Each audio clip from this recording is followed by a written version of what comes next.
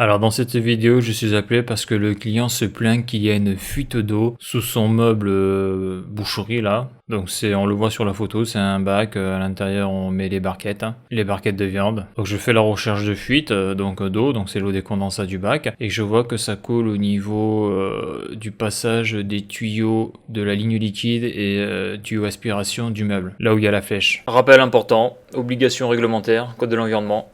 Pour intervenir sur un circuit frigorifique, il faut que l'entreprise soit titulaire de l'attestation de capacité et que l'intervenant soit titulaire de l'attestation à la manipulation des fuites frigorigènes. Le port des équipements de protection individuelle est nécessaire pour intervenir sur le circuit électrique et frigorifique. Donc là, ici on voit que j'ai une fuite, on voit sur ce panneau là. J'ai tout nettoyé, je vois que ça coule. Donc je vois mal l'endroit où ça coule. Ici là on a une micro-fuite là. Bon, c'est pas ça le problème. Donc je pense avoir trouvé la fuite. Ici c'est l'évacuation des condensats. Donc là on voit il faudrait que le défaire en dessous et refaire le joint. Bon là j'ai plus de clé multiprise donc je peux pas le faire. Et là on voit que c'est mouillé. Vous voyez cette sorte de pâte à modeler, la pâte à joint là. Il y a la flotte qui est à l'intérieur là. Et ça doit passer par là par infiltration. C'est là où il y a les tuyaux qui sortent, l'aspiration des lignes liquides. Donc là je vais essayer de sécher ça avec mon détapeur thermique là, gentiment de loin. Et là je vois aucune chose, là c'est plutôt du silicone. Parce que là vraiment la fuite elle est légère. Il faudrait tout enlever et mettre du silicone à la place quoi. Parce qu'on voit qu'il y a de l'eau là. Là l'évaporateur est derrière. Ça condense derrière. Putain, il faudrait que j'enlève tout ça, quoi. Il faut que j'enlève ça. Donc là, la fuite, elle vient bien de là où je vais montrer, là. Parce que là, c'est mouillé, c'est dégueulasse. De la flotte, là, merde. Donc je vais démonter les caches, là-haut. Pour essayer d'accéder à l'évaporateur. Donc là, j'ai coupé tout au niveau du disjoncteur, là, j'ai tout coupé. Donc là, je pense que ça devrait faire une alarme froide, déjà, là, dans le magasin. Donc là, d'après ce que je vois, là, faut que je vire. Faut que je regarde. Faut que je regarde ça de plus près. Donc là, on voit qu'il manque une vis ici, là, sur la patte, là. Donc ça a déjà été démonté. Donc là, il faut que je vire les grilles, là. Que j'enlève les petites vis de fixation et que je tire tout le bloc. Donc c'est là qu'il y aurait une infiltration d'eau. Donc là maintenant j'y ai accès là. Donc là je vais tout sécher. Et je pense que je vais y mettre du silicone tout autour. Tout autour et puis là je vois pas. Là je vois pas parce que je suis pas mis en place cette pâte là, c'est super dur. Je sais pas.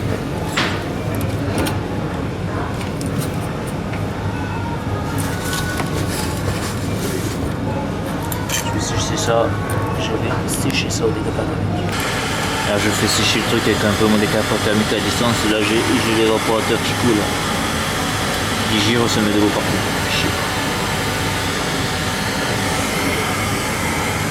J'enlève la flotte, c'est parti de l'évaporateur là.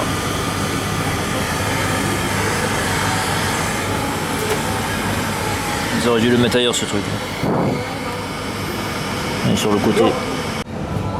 Donc on sent que là il y a des remontées en plastique là, pour passer les tubes en cuir et pour faire éjecter. Et là on voit qu'ici il y a un joint là par rapport à cette remontée là qui traverse le bac. Et la fuite doit venir ici. Cette partie là. Sur toute cette partie là. Donc on peut voir que là où passent les deux tuyaux en cuivre, on voit qu'il y a une pâte qui bouche le trou. Donc je sais pas exactement quelle est la matière de cette pâte là, mais lorsqu'on touche sur les côtés, là, on sent qu'il y a des remontées au niveau du bac. Donc cette pâte là, elle est là pour boucher le vide, pour éviter que le froid ou l'air chaud sous le bac passe à l'intérieur du bac. On peut voir que l'évaporateur est juste au-dessus, et donc lorsque l'évaporateur est en marche, ça déshumidifie l'air et de l'eau coule sur cette pâte là. Et là où j'ai mis la flèche, on voit qu'il y a un petit joint jaune, quoi. On voit qu'il y a un joint. Donc là, ce que je fais là, c'est que je sèche déjà tout ça un peu au décapeur thermique, mais je me rends compte que c'est vraiment abîmé d'eau. Donc attention, je sèche au décapeur thermique, mais à bonne distance, hein, pour pas brûler la pâte. Hein. Et après, je vais prendre du silicone. Donc tout autour, je vais faire un gros joint de silicone et je vais recouvrir ce petit monticule là de pâte là. Je vais le recouvrir de silicone pour faire l'étanchéité, sachant que la fuite est vraiment toute petite, mais suffisante pour que ça coule jusque dans l'allée du magasin. Bon ben voilà, j'ai foutu du silicone partout là. Et j'en ai remis sur cette pâte. Donc j'aimerais bien que ça sèche un petit peu là. Parce que dès que ça va repartir en froid, il y a la flotte qui va couler dessus. Voilà.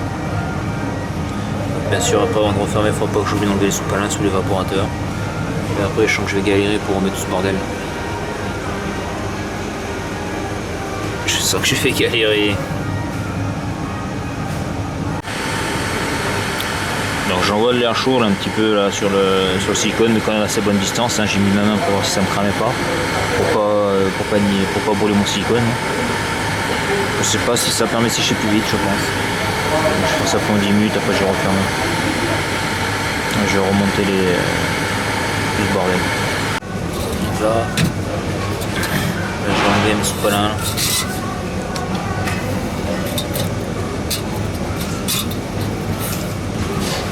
Donc à noter, il y a une résistance de dégirage parce que là on est sur un bac positif. Et traditionnelle boucherie, quoi, c'est-à-dire que c'est un linéaire où les gens se servent au niveau des barquettes. Bon, c'est bon, j'ai rien oublié. Donc là il y a une résistance de girage. Ok, donc là je vais remonter ça.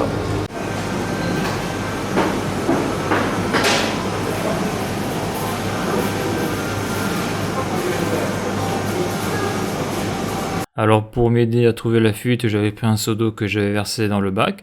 Donc après avoir mis mon silicone et donc avoir fini de réparer la fuite au niveau du passage des deux tuyaux en cuivre, je me rends compte que sous le bac il y a une autre fuite sur le côté gauche du bac. Et donc je vois que sur le côté gauche, le joint laisse passer l'eau, donc il faut le refaire. Et j'en profite donc pour refaire aussi le joint du côté droit du bac.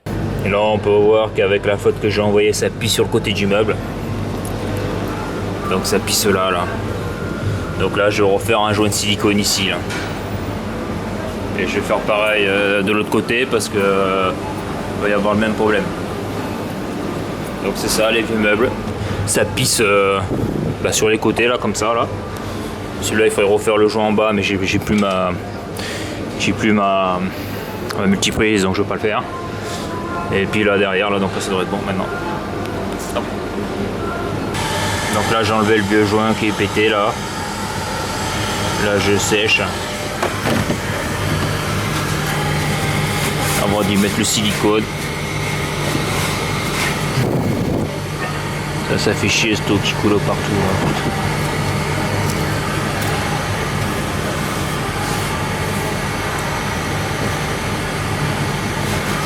Là il est midi 10.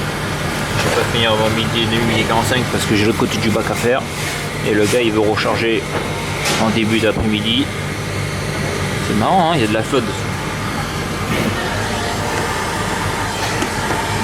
Ouais, il y a de la flotte qui passe sous le bac. Hein. Bon. Donc là j'ai mis.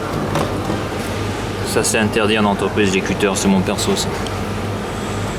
Parce que c'est bien pratique. Mais c'est dangereux, il faut savoir l'utiliser.